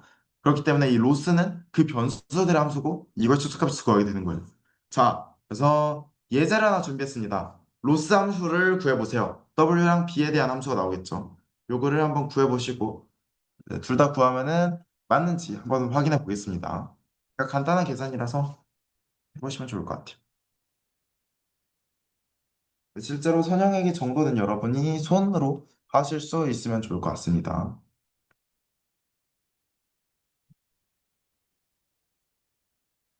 참고로 하나 그냥 딴 얘기긴 한데 말씀드리자면요. 그 생물 올림피아드 있죠. 제가 생물 올림피아드를 이제 국가대표를 해서 금을 못 따고 돌아왔지만 이제 온갖 나라의 생물 국대들이요. 걔네가 수학을 못 하거든요. 수학을 못 하는데 이건 할 줄 알거든요. 여러분도 이 정도는 할 줄 아셔야 됩니다. 그 수학 던지고 생물만한 유럽 친구들도 이건 해요. 이건 합니다. 이거는 하실 줄 아셔야 돼요. 자,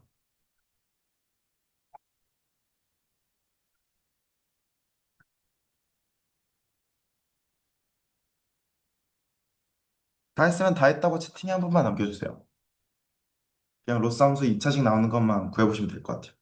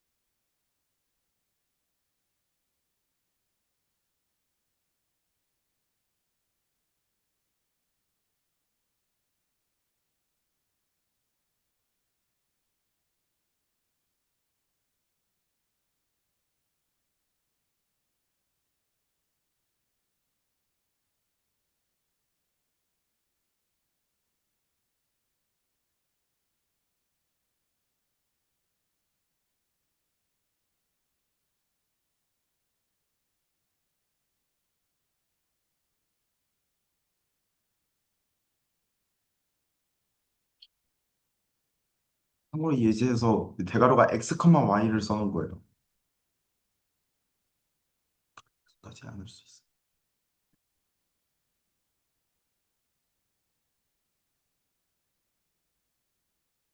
오, 야, 답을 쳐줬구나. 구했다고만 얘기해도 되는데. 이거 답 치는 게 엄청 오래 걸릴 것 같아서 구했다고만 얘기해도 된다 그러려 그랬는데.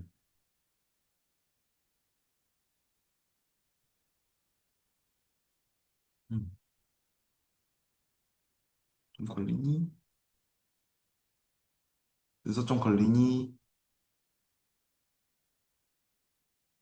네. 자, 그럼 답을 까겠습니다. 맞죠? 일단 개수는 다 맞던데. 성이 맞네. 그렇죠? 이렇게 구할 수 있겠죠. 그래서 이제 요 로스 펑션을 저희가 최소화를 할 거고요. 근데 사실 이제 수학적으로 엄밀한 이 이변수 함수의 최소값을 구하는 거는 원래 미적분학 2에서 이제 엄밀하게 다루는데 이제 저희는 미적분학 2를 이제 3-1에 대해서야 들을 수 있기 때문에 결과만 갖다 쓸 거고요. 그래서 그 결과가 뭐냐? 그냥 이거예요. W로 편미분하고 B로 편미분했을 때 둘 다 0이면은 그게 극소가 되더라. 그 이제 극값이 되는데 그 값이 이 요 MS의 경우에서는 그 극값이 극소가 되고요. 그 극소가 유일하거든요. 그거는 이제 나중에 미투 가서 이제 자세히 자명하게 그렇게 되는구나를 이제 미투 가서 거기서 이제 아마 2차 공면도 배울 거거든요.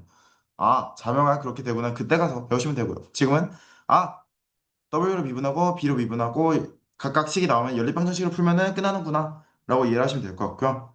일반적으로 해를 사람들이 구해놨어요. 근데 해가 되게 특이하죠. 이 W 가정치는요. X의 분산분의 X랑 Y 사이의 공분산이 요 W가 되고요. B는 이제 Y 평균 빼기 W X 평균이 되는데 요 식을 굳이 외우실 필요는 없고요. 그냥 그때 가서 저렇게 그 W 미분하고 B로 미분해서 연립방정식을 풀어도 됩니다. 네, 일단은 이렇게 식이 알려져 있더라. 그리고 이제 지금 그 W가 하나인, 그러니까 X 하나에서 Y 하나로 가는 걸 배우고 있잖아요. 이제 여러분이 3-1에 대해서 선대 가면은 선대 이제 선대 커리큘럼에서 마지막에서 두 번째 챕터 있을 거예요. 그 일반적인 N계에 대해서 선형액이라는 식이 뭐냐? 이 선대에서 배우거든요. 선대 기말범위에 있는데 자, 식이 이렇게 생겼거든요. 선대에서 배우십시오. 쌤들이 언급은 하시는 것 같은데 절대 알라고 안 하거든요. 자, 여러분이 선대를 거의 끝까지 가야지 아는 내용이기 때문에 선대 가서 배우시면 될 것 같습니다. 저거는 저런 것도 있구나 정도만 보시면 좋을 것 같아요. 자, 그래서 여러분이 하실 줄 아셔야 되는 건 이겁니다. 두 개를 연립방정식을 풀어보세요. 시간 좀 드리겠습니다. 아까 식 써놨죠?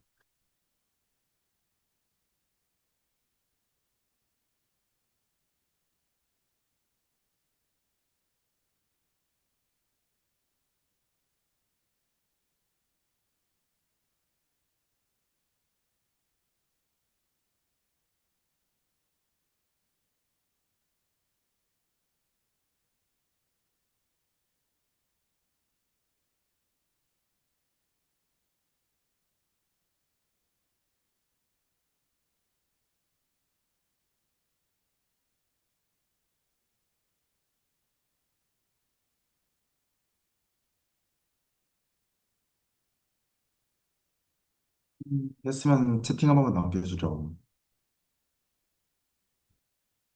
천천히 해도 천천히. 자, 천천히 봅시다.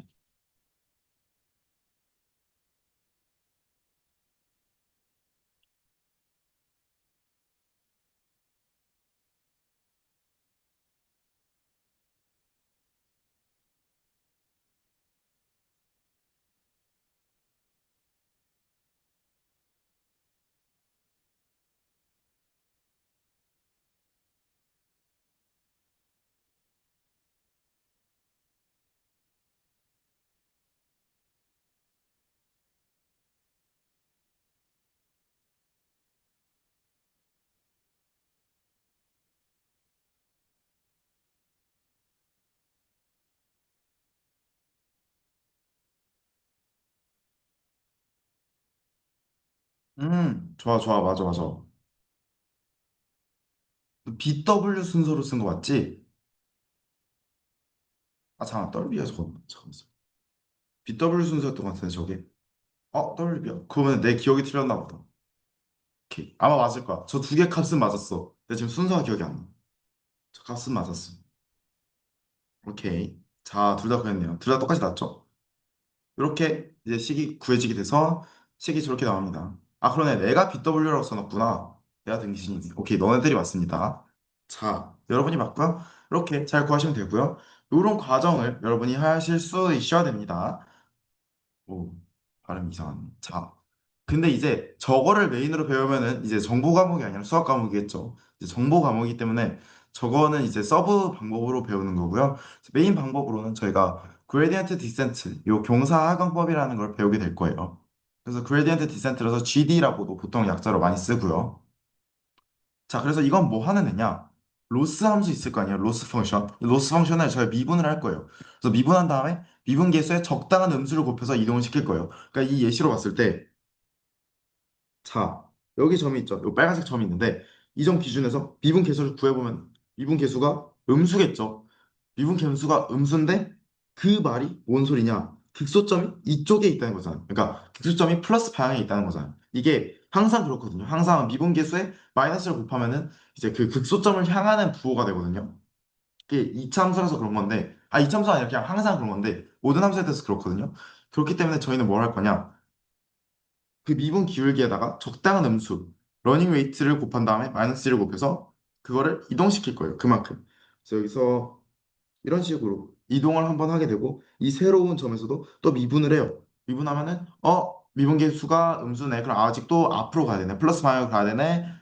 그래서 음수인 미분계수에 적당 음수를 곱해서 그러니까 적당 수를 곱해서 빼니까 더해지겠죠. 그래서 또 앞으로 좀 가고요. 앞으로 좀 가고 그러면은 이게 수룩 해가지고 요 밑으로 내려오게 돼요. 요 밑에서 이 최하점에서는 미분계수가 0이니까 이동을 안 하겠죠. 그래서 요 최하점에 수렴을 하게 됩니다. 그래서 요게 요 이론이 되고요. 그래서 옆에 수식이 이렇게 나와요. W는 W 마이너스 러닝 레이트 곱하기 DW 분의 DL. 요 LR. 요 약자로 아마 주로 LR이라고 쓸 건데 요 LR이 요 학습률이라고 한국말로 배우고 이게 곱하는 계수가 되고요. 이거를 몇 번 반복할 거냐에 대한 용어가 에포크가 될 거예요. 반복 획수가 에포크입니다. 좀 생소한 영어 단어일 거예요. 에포크. 이거는 알아두셔야 됩니다. 용어들은 다 정확하게 하셔야 돼요. 그래서 요런 경사강법의 이론이 있고요. 그래서 이거를 이제 아마 코딩으로 하겠죠. 나눔하신. 자, 근데 이 경사강법에 문제가 여러 가지 생길 수 있어요. 자, 에러를 너무 작게 잡으면요. 이게 오케이. 극소점을 향해서 가기는 가. 근데 이 곱해진 에러이 너무 작아서 너무 찔끔찔끔 가가지고 이동이 거의 안 돼서 회귀가 안 될 수도 있겠죠. 그런 문제가 생길 수도 있고요. 에러이 너무 커도 문제가 생길 수 있어요. 그러니까 지금 이 점을 기준으로 봤을 때 이 앞쪽으로 플러스 방향으로 가야 되는 건 맞아요. 플러스 방향으로 과도하게 가면은 이게 이 평형점을 넘어서 이게 더 가면은 로스가 커질 거 아니에요. 근데 이 과정이 계속 반복돼서 일어난다면은 오히려 발산을 해버리겠죠. 그래서 여기 중요한 게 뭐냐? L월의 설정을 잘해야 된다는 게 매우 중요한 포인트예요. 그래서 요것도 이제 알아두셔야 되는 문제들이고요. 자, 그래서 이제 그레디언트 디센트를 이제 한번 해보시라고 준비를 해봤는데 이게 여러 번 하면 이제 두 번째부터 이제 소인 계산이 불가능할 정도거든요. 그래서 한 번 일단 해보시고 두 번째부터는 계산기를 조금 쓰셔서 한 두 번 정도만 해보시면 좋을 것 같습니다.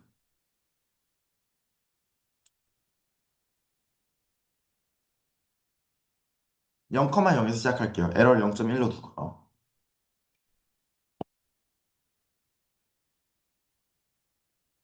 우씨.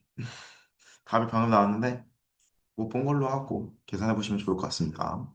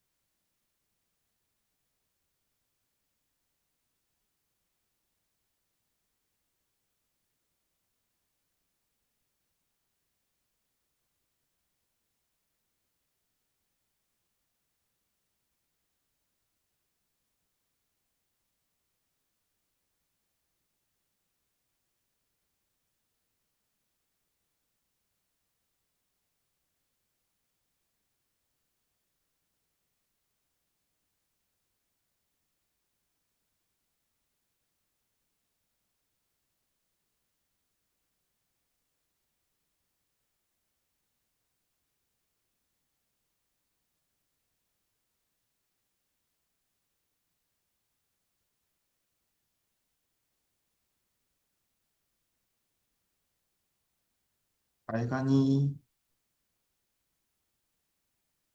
한 번은 했니 얘들아 한 번?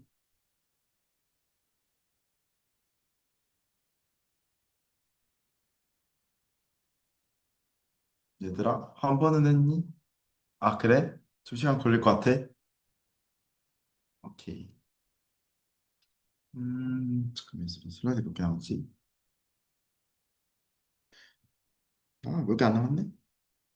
괜찮겠다? 얘들아 시간 좀 더 줄게 좀 더 줄게 시간 있을 것 같아. 나의 목표는 이 슬라이드 쇼 55분까지 끝내기인데 이거 말고 두 개 더 남았는데 막 내용이 많지 않아서 한 54분까지 줄게 54분.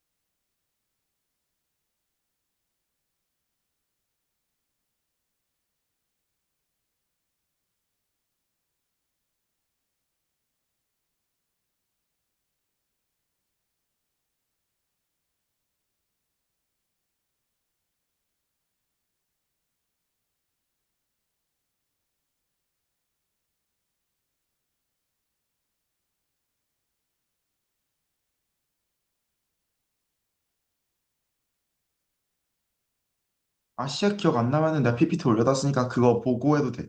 물론 거기는 답이 써 있을 것 같긴 한데 약간 아시아 기억 안 나면은 보고 해도 됩니다.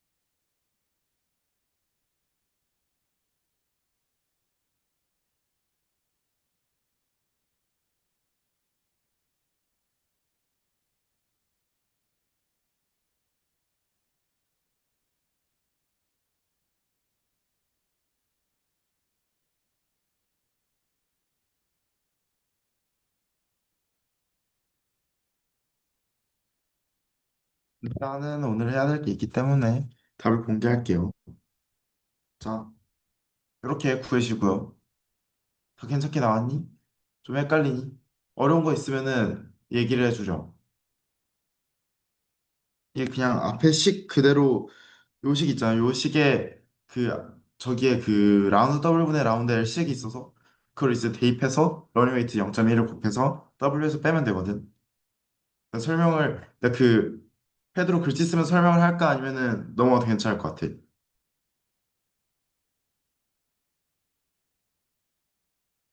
수환이 괜찮고 윤서 괜찮니? 아 괜찮아? 오케이. 괜찮은 거 맞죠? 자, 이거는 요 정도 이게 막 저 두 번부터 보면은 이게 막 식이 더럽잖아요. 저거까지는 이제 알 필요 없는데 한 번 정도는 해볼 수 있으면 좋지 않을까 그렇게 생각이 되고요. 이제 두 개의 슬라이드가 나왔는데 이제 내용은 이 슬라이드가 마지막이고요. 그래서 이제 이거는 조금 심한 내용인데 일반적인 회계에서는 로컬 미니마 프로블럼이라는 게 일어나요. 이게 뭐냐? 이제 그 이 그레디언트 디센트라면은 이게 극소에서 잡히는 거지 최소에서 잡히는 게 아니거든요. 그래서 이런 문제를 그러니까 이런 뭐 웨이트에 따른 로스 그래프가 이렇게 나타났다고 생각을 했을 때 로컬 미니멈에 이런 점이 있으면은 이렇게 슉슉슉 내려와서 이렇게 회귀가 될 수 있어요. 그러니까 여기서 끝이 날 수도 있단 말이에요. 이렇게 보면은 잘된 회계가 아니죠. 저희는 그 글로벌 미니멈까지 가야 되는 말이죠. 그래서 이걸 해결하기 위한 방법론들이 여러 가지가 있고 이걸 인공지능 과목에서 아마 배우실 것 같은데 들으신다면요. 근데 이제 고민이 되죠. 아니 우리 선영에겐 괜찮은 게 맞니? 이런 생각이 드는데 괜찮아요. 왜 괜찮냐? MSE는 극소가 하나밖에 없고요. 극소가 곧 최소점이에요. 이따가 제가 3차원 그래프를 하나 넣어놨거든요. 이 MSE에 대한. 그 코드 쪽에서요. 근데 이게 거기서 그래프를 보시면 알겠지만 이게 어떤 형태냐? 포물면이라고 써놨는데 이건 이제 미투를 배우기 전에 김현웅이라서 포물면이라고 써놨고요. 정확히는 이 포물면은 포물선을 이제 쫙 돌린 거잖아요. 그래서 이렇게 포물면은 이렇게 생겼을 거예요. 그래서 이렇게 보면은 여기서는 이제 포물선일 건데 이렇게 XZ 평면만 자르면은 이제 포물선일 건데 이제 이걸 쓱 돌린 거겠죠. 근데 이 MS는 어떤 형태냐? 이 포물면이 있으면은 이거를 뭐 X축을 이렇게 딱 잡고 이렇게 쫙 하고 잡아 당긴 형태예요. 그러니까 이걸 이렇게 쭉 하고 이렇게 쭉 해서 위에 타원이 나오고 뭔가 이 타원 포물면이라 해야 되나? 하여간 대충 이런 느낌의 형태거든요. 그래서 중요한 건 뭐냐? 대충 포물면 잡아 뜯어서 늘린 거니까 이게 최소가 딱 하나예요. 그리고 거긴 무조건 극소예요. 그렇기 때문에 이 로컬 미니어 프로그램이 이 우리의 선형에게서는 발생하지 않더라. 이런 얘기고요. 그다음에 이제 마지막으로 넘파이 판다스 이런 것들은 모르는 게 있으면 보통 도큐멘테이션을 참고하거나 GPT를 쓰잖아요.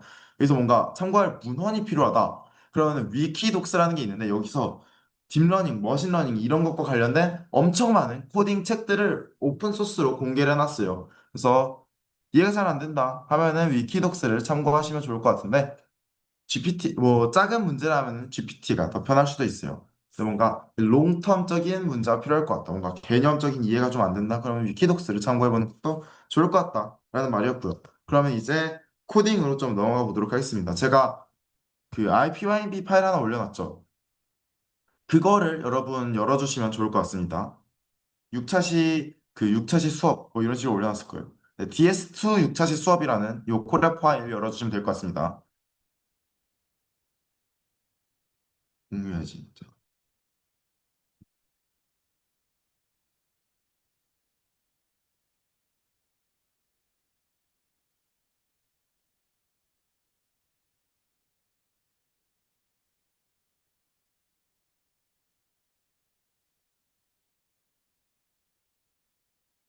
자, 여러분, 공유 잘 되고 있죠?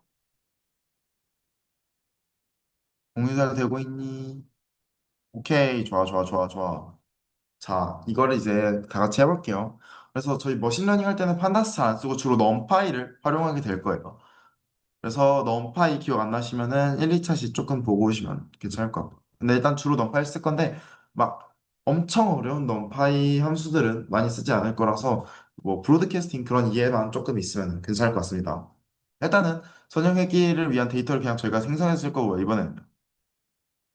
그래서 일단 한번 봐야죠. 데이터를 보면은 요 빨간 선은 뭐냐? 이 빨간 선은 이제 저희가 세팅한 기울기가 있을 거 아니에요. 세팅한 식이 이제 또 ax 플러스 b에서 기울기를 2.5, b를 1로 저희가 세팅을 해놨는데 이제 그거를 그냥 쓱 그린 게 빨간 선이고 요 파란 것들이 이제 점을 찍은 것들인데 대충 보면은 선이랑 비슷하네. 이제 노이즈를 저희가 조금 줬기 때문에 노이즈가 조금 들어가 있고 대충 선형에 가까운 그런 데이터를 우리가 다루고 있구나. 라는 거를 볼 수 있겠죠. 이제 패턴이 예상돼 있기 때문에 이 패턴을 저희가 머신러닝을 통해서 끄집어낼 수 있고요. 저희가 빈칸 몇 개를 냅뒀어요.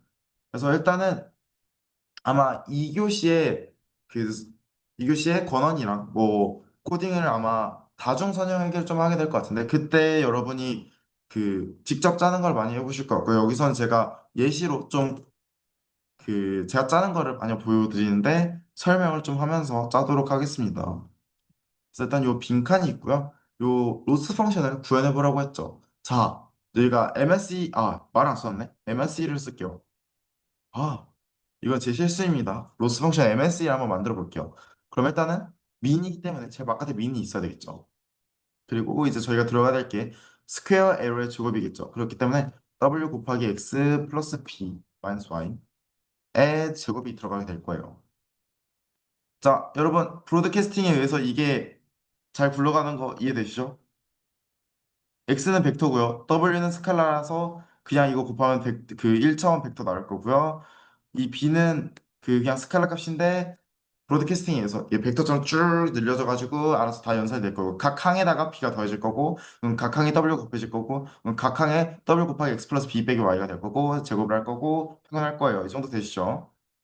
그래서 이렇게 로스 펑션을 구현할 거고요. 그래서 이제 이거는 W에 대한 로스를 그래프화 시킨 거를 제가 미리 코드를 짜놨고요. 이거 돌려보시면은 이렇게 W로 자르면은 포물선 이쁘게 나오죠. B로 잘라도 포물선 이쁘게 나르죠. 근데 이제 여기 밑에 보시면 스케일이 좀 다르죠. 제가 아까 말했던 것처럼 포물선을 돌려놓고 한쪽으로 이렇게 쫙 잡아당겨서 스케일을 좀 바꾼 그런 타원 포물면의 형태 맞죠. 그리고 이거를 3차원 그래프를 제가 그려놨어요. 제가 어제 지난번 수업을 들어보신 분은 이 x를 건드리면은 차원을 건드릴 수 있다. 뭐 x, y, z 좌표계를 건드릴 수 있다. 이런 얘기 했는데 이제 요 여기 보이시죠? 프로젝션 3D로 뭐 x를 어떻게 잘 바꿔가지고 잘했구나. x를 바꿨으니까 좌표가 바뀌었겠구나. 이런 정도는 알아두시면 좋을 것 같고요. 여기 보시면은 이쪽으로 자르면은 포물선이 나오고 이쪽으로 자르면은 엄청 넓은 포물선이 나오는 그런 형태인 거를 좀 보실 수 있겠죠. 그리고 여기에 극소점이 여기 어딘가 있을 거고요. 이렇게 제가 써놨죠. 다음 포물면이 생긴더라. 자, 그래서 이제 최소 제곱법을 좀 해보도록 합시다. 일단은 이, 이 미분도 머릿속으로 하면 잘 안 되거든요. 그래서 일단 오참수식을 적다가 써놓으면은 여러분이 코드 짤 때도 미분이 좀 쉽게 됩니다. 그래서 저희 팁이고요. 이렇게 이걸 써놓고 바탕으로 여기 쓰면은 자, 이거를 그레디언트 W로 편미분을 하면은 이제 제곱이 붙었으니까 2가 내려오고 x 그 W의 개수인 x가 붙고 그다음에 그냥 그 제곱을 이용했으니까 원래 게 하나 붙겠죠. 그래서 이게 어떻게 되냐?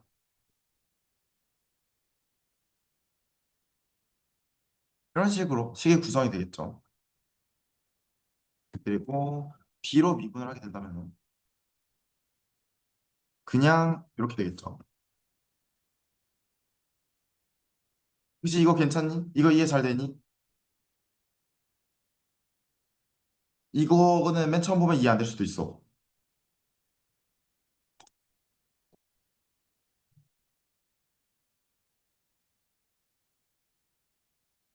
이렇게 선이 괜찮구나. 좋아 좋아 좋아. 괜찮구나. 아 윤성아 괜찮다고. 오케이 자 괜찮니? 괜찮겠지? 너도 있지. 자, 일단은 이렇게 그 그레디언트 W, 그레디언트 B를 계산하는 함수를 만들 수 있고요. 그래서 2.5,1이 저희 답이었죠. 그래서 이때 보면은 값이 0에 가깝게 나오는 거를 볼 수 있죠. 그래서 대충 맞구나 정도 보시면 될 것 같고. 이제 저희가 이 최소 제곱법으로 이 연립방정식을 푸는 풀이를 하잖아요. 그래서 그거를 코딩으로 구현을 한다면은 이걸 행렬 곱으로 그러니까 행렬을 곱하는 형태의 연립방정식으로 바꾼 다음에 이 역행렬을 곱해서 풀 거잖아요. 그래서 이제 여기가 그 제가 살짝 걱정되는 부분인데 일단은 먼저 보여드리겠습니다. 일단은 저희가 이 2x2를 만들겠죠. 식 두 개고 이거 쓸 수가 없네 여기. 좀 안 좋다. 그러니까 투바이 이거 이따가 이해 안 되시면 제가 그 이 코드 다 하고 설명드릴게요. 이 투바이투를 만들겠죠. 그래서 여기는 뭐가 들어가냐? 이 WB가 이제 세로로 있는 그 1,2의 벡터가 될 거고요. 거기다 앞에 투바이투가 붙겠죠. 그렇기 때문에 여기는 그 그레디언트 W를 만드는 거에 W 개수가 들어가요. 그래서 여기서는 mp.min에 2 곱하기 x 곱하기 x가 들어가고요. 여기는 mp.min에 여기는 그레디언트 W를 만드는 거에 B의 개수가 들어가기 때문에 2 곱하기 X가 들어가요. 차례차례. 그다음에 여기는 F점인에 2 곱하기 X가 들어가고요. 여기는 그냥 2가 들어갑니다. 왜냐면은 이 그레디언트 B를 만드는 거에 이 B의 개수가 2고 여기서는 2 곱하기 X죠. 괜찮겠죠? 자, 이건 안 되면은 제가 이 코드 다 하고 이따 설명할게요. 그래서 요거가 이제 WB 앞에 곱해지는 M이 될 거고요. 그래서 이제 요 M을 똑바로 구했는지를 테스트하기 위해서 정답 2.5,1을 넣고 이제 그랬을 때 이 상수항을 보면은 요 상수항이 이 실제 상수항과 유사하게 나오죠. 이걸 통해서 우리가 이 m을 제대로 땄구나를 알아볼 수 있고요. 자, 그럼 이 m을 짰으면은 이 m의 인버스를 곱해야 되겠죠. 이 인버스를 곱해서 이제 원래 답인 a와 b를 구할 수가 있을 텐데 이 인버스가 되면은 인버스를 어디다 곱해야 되냐? 이 상수항으로 된 이 1/2 행렬에다 곱해야 되겠죠. 그래서 이거를 mp.array를 이용해서 만들면 되고 그래서 상수항이니까 이 위의 식의 상수항이니까 2 곱하기 x 곱하기 y가 상수항이 되겠죠. 그래서 b.min에 2 곱하기 x 곱하기 y 엄마 이 그레디언트 b의 상수항은 2 곱하기 y죠. b.min에 2 곱하기 y 이런 식으로 들어가게 됩니다. 그러면은 2.5와 1에 가까운 값이 나온다. 이런 것들을 확인해 볼 수 있죠. 그럼 이건 아까 나왔던 참고용 선형대수학 지식이고요. 뭐 복잡한 식이 있죠. 이거는 나중에 선대 배우시면 그때 이해하셔도 괜찮습니다. 지금 몰라도 돼요. 할 수 있구나 정도만 아시면 될 것 같습니다. 그래서 이런 식으로 이것도 결과 잘 나오죠. 2.5와 1에 가깝게. 이거 노이즈가 있어서 정확하게 2.5, 1은 안 나오는 거예요. 이렇게 정도 나왔죠. 이제 이거보다 이 밑에 요 경사강법 이거를 잘 할 줄 아셔야 돼요. 지금까지 괜찮니? 코딩 다 따라왔니? 너무 빠르니? 괜찮니?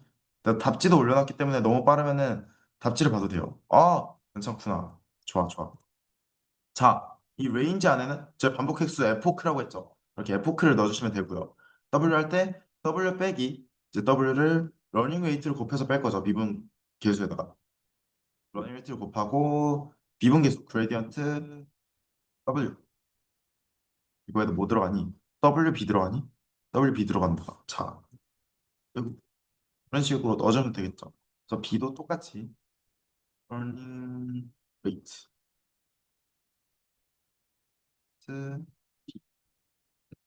이런 식으로 넣어주면은 그레디언트 디센트라는 함수가 완성될 거고요. 근데 WBF 그 러닝 레이트를 저희 인풋으로 받았죠. 그래서 아까 말했던 것처럼 러닝 레이트를 좀 달리 하면서 뭐 그레디언트 디센트를 하는 걸 제가 해놨거든요. 한번 봅시다. 자, 이거 보시면은 이제 맨 마지막 칸에 보면은 2.5랑 1, 그다음에 5차는 0.08. 이제 2.5랑 1로 이제 잘 학습이 된 거를 보실 수가 있죠. 조금의 노이즈가 있지만 이거는 원래 데이터에 노이즈가 있기 때문에 어쩔 수 없는 거고요. 근데 지금 러닝 레이트 별로 했니? 러닝레이트를 0.01로 했거든요. 러닝레이트를 좀 줄여서 0.001로 한번 해보면은 어떻게 될까요? 이제 에포크는 똑같이 돌렸거든요. 1000번으로. 근데 얘가 2.56이 아직 있죠. 그다음에 얘는 아직 0.6에 있는데 이게 여기가 최소라서 여기 있는 게 아니라요. 이거 쭉 올려보시면 알겠지만 이게 조금씩 바뀌고 있어요. 얘가 지금 0.0001 스케일에서 조금씩 조금씩 내려가고 있죠. 그러니까 이게 너무 작은 거예요. 얘가 그 러닝 레이트가 너무 작아서 진짜 찔끔찔끔찔끔찔끔 가서 1000번을 갔는데도 아직까지도 도달을 못한 거예요. 그래서 러닝레이트를 너무 작게 잡으면 안 된다라는 교훈을 얻을 수가 있고요. 만약에 러닝레이트를 0.1로 잡으면 어떻게 되냐? 와, 보시나요? 2 플러스 68. 아까 나왔죠? 그 발산하는 케이스라고요. 발산하고 있죠. 오차가 막 10에 138승. 와, 이런 식으로 나오고 있습니다. 그래서 교훈이 뭐다? 러닝레이트를 잘 골라야 되더라. 이런 얘기고요. 그 다음은 그럼 이제 근데 약간 미분계수죠. 어? 그 질문 하나 해도 질문해, 될까요? 질문해. 질문해, 그 질문해. 약간 그 러닝 레이트에 대한 것도 약간 경사관법 비스무리한 조정 방법을 만들어서 조금 조금씩 러닝 레이트 조정하면서 할 수는 없나요? 이거를. 맞아. 러닝레이트 조절하면서 할 수 있어. 그거를 그런 도구들을 그러니까 러닝레이트를 조절하는 모듈이 있거든. 그 모듈을 우리가 옵티마이저라고 하는데 옵티마이저를 대과 수준에서 배우지 않아. 그거를 인공지능부터 배우거든. 인공지능 과목이 맨 처음에 옵티마이저가 나오거든. 옵티마이저가 좀 어려운데 내가 하나 예시를 알려줄게. 자, 어차피 얘가 검색하면 나올 거야. 아나그라드라는 애가 있어. 이거 뭘 하는 애냐? 여기 수식등 나와 있는 거 없니? 아, 그래. 여기서 보통 러닝레이트를 그 그리스 문자로 에타라고 쓰거든. 여기 위에 에타 있지. 지금 이거 구글하면 보이지? 이 수식. 여기 에타가 있잖아. 이 밑에 이게 뭐냐? 이게 오차가 그러니까 이게 가까워질수록 그 천천히 변화도 바꾸는 거야. 그러니까 이게 그 미분 기울기가 엄청 크면은 이게 분모가 엄청 작아지면서 이게 쾅 하고 내려오게 많이 이동할 수 있게 해놓는 거고 이게 오차가 작으면은 오히려 이제 분모에 있으면서 이게 커져서 이게 GT가 커짐으로써 이게 오차가 그 러닝 레이트가 작아져서 조금 이동하게 하는 거야. 그러니까 이걸 조절하는 방법이 있거든. 그걸 이제 가장 원시적인 게 아다그라드인데 이 아다그라드 같은 애들이 있어. 그래서 얘는 초기에는 엄청 빠르게 내려오고 그 후반부에는 찔끔찔끔 가더라. 이렇게 하면은 좀 더 빠른 회귀가 일어나도록 할 수 있겠지. 그래서 이런 도구들이 있고 이런 걸 우리가 옵티마이저라고 부르더라. 이런 것들이 있어. 이런 거 말고 어떤 애들도 있냐면은 가속도를 줘서 이제 빠른 상태에서는 가속도가 있으니까 확확확 내려오는데 이제 미분 기울기가 작으면은 이제 가속도가 좀 작아지겠지. 그래서 이제 천천히 내려오게 되는 뭐 그런 종류의 문제들도 있어. 그런 다양한 옵티마이저가 있는데 대가에서 안 배우더라. 인공지능 과목에서 배우더라. 그런 내용이야. 오케이? 괜찮니? 네. 오케이. 근데 엄청 좋은 아이디어였어. 러닝웨이트를 바꾸는 거. 그것도 맞아. 그것도 좋지. 자, 그래서 이제 지금까지는 미분식을 우리가 직접 미분해서 썼잖아. 근데 이제 컴퓨터를 우리가 하기 때문에 야 h는 0.0001 막 이따구로 잡은 다음에 그냥 미분계에서 정의로 이렇게 써도 굴러가. 굴러가. 근데 보통 언제 이렇게 쓰냐? 미분할 수 없는 경우에 보통 이렇게 써. 예를 들어서 내가 숙제에다가 그 숙제를 내가 뭘로 넣었냐면은 MSE 말고 오참수를 절대값으로 쓰는 걸 넣어놨거든. 근데 절대값의 경우에는 미분이 안 되겠지, 꼭지점에서. 근데 그런 경우에는 이런 걸 쓰더라. 이런 내용이 있다. 그래서 이거를 써도 되더라. 그래서 이렇게 만드나 그냥 그레이디언트 W를 미분해서 쓰나 값에 별 차이가 없지. 그래서 이런 내용이 있고 근데 밑에 사이클론 임포트를 내가 할지 권원이가 할지를 얘기를 하다가 내가 못 뺐는데 이따가 권원이랑 아마 배우게 될 거야. 일단 내가 자료에서는 혹시 몰라서 안 빼놨어. 그래서 뭐 어떤 사이클론이라는 모듈을 임포트해서 할 수도 있더라. 이런 내용이고 그러면은 숙제 얘기 조금만 하고 그 행렬 설명 조금만 할게. 자, 그래서 내가 과제는 뭘 넣어놨냐? 과제는 뭘 넣어놨냐? 자, 켜주세요. 자, 일단은 복습 과제랑 뒤에 이론 개념 과제를 좀 넣어놨어. 이 복습 과제는 아까 말했지? 요 MA가 뭐냐? 그 mean 절대값 이걸 보다. 하여간 ABS거든. 약자로 ABS 쓰잖아. 그래서 A거든. 그래서 MAE를 이용한 그 MAE를 쓸 수 있는데 그걸 이용한 선형회귀 문제를 네, 이렇게 빈칸을 좀 뚫어놨을 거야. 빈칸을 좀 뚫어놨지. 이제 그걸 해야 되고 이 트레인 테스트 플릿은 이따가 권원이한테 배울 거야. 이거를 구현하는 것도 내가 숙제에다 넣어놨어. 그래서 트레인 데이터랑 테스트 데이터를 분리하는 함수를 쓰는 거랑 그냥 손으로 분리하는 거 이거 숙제 넣어놨고 오차함수 구현하시오. 그다음에 뭐 MA는 와 이건 왜 MSC로 써? 이건 내 실수다. 하여간 MA는 뭐 이런 식으로 생겼구나 뭐 이런 거 그레디언트 디센트 어떻게 하지? 한번 해보시고요. 이거 해보시고 개념 문제 그냥 간단한 개념 문제 4개 심화된 개념 문제 5개 넣어놨고 요 심화 과제는 이제 다중선형의기를 넣었는데 이따가 아마 권원이랑 할 거거든. 근데 좀 더 이해가 부족한 것 같다. 좀 더 해보고 싶다 하면은 그때 해보면 되는데 이거는 필수 아니니까 꼭 안 해도 되고 요 위에 2개는 막 오래 안 걸릴 거거든. 내 생각에 이거 개념 문제랑 복습까지 합쳐서 30분? 35분? 그 정도 걸릴 거거든.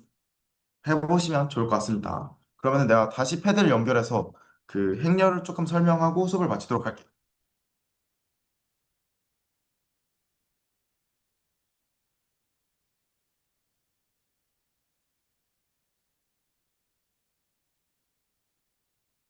힘들더라, 힘들더라.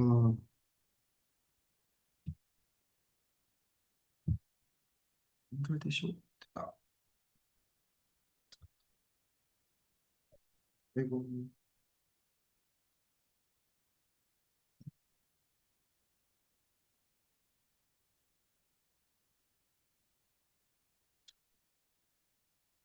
자, 한번 생각을 해봅시다. 그래서 크게 적게요.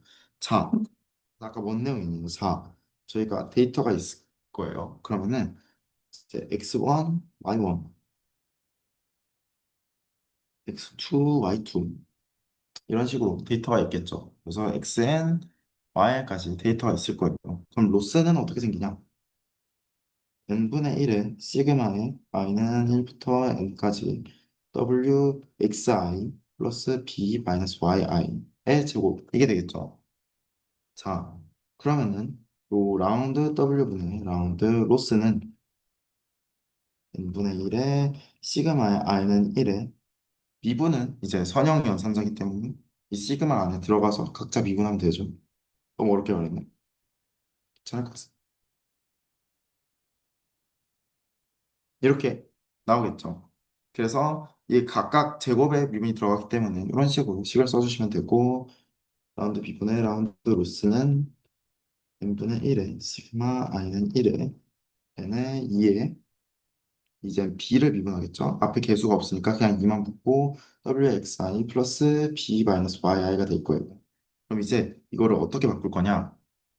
자, 이거를 행렬로 한 번에 표현하려고 할 건데 라운드 b분의 라운드 로스 아니지, 아니죠. 아니, 이게 0이잖아. 이게 0이잖아. 그러면은 뭘 할 거냐? n분의 1에 i는 1부터 n까지 2 xi 제곱 이거에다가 w 플러스 n분의 1에 i는 1에 n의 2xi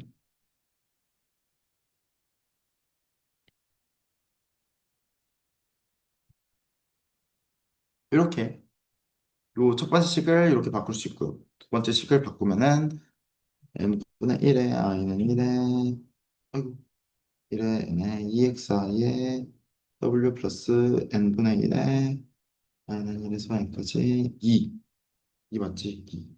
b는 5분의 1에 i는 1에서 n까지 적고 있는 2yi 이런 식으로 식이 나오죠. 그럼 자, 그럼 우리 뭘 할 거냐? 이제 w랑 b는 아니다. 스텝 바이 스텝. w랑 b에다가 너무 귀찮은데 이걸 a, 이걸 b, 이거 똑같이 b죠. c죠. a, b, b, c 이런 식으로 곱하면은 이게 아, 야, 너무 귀찮다. 이런 식으로 나오겠죠? 괜찮죠? 그렇기 때문에 저희는 이 A, B, B, C 이거에 인버스를 곱해서 넘길 거예요. 그래서 넘기면은 자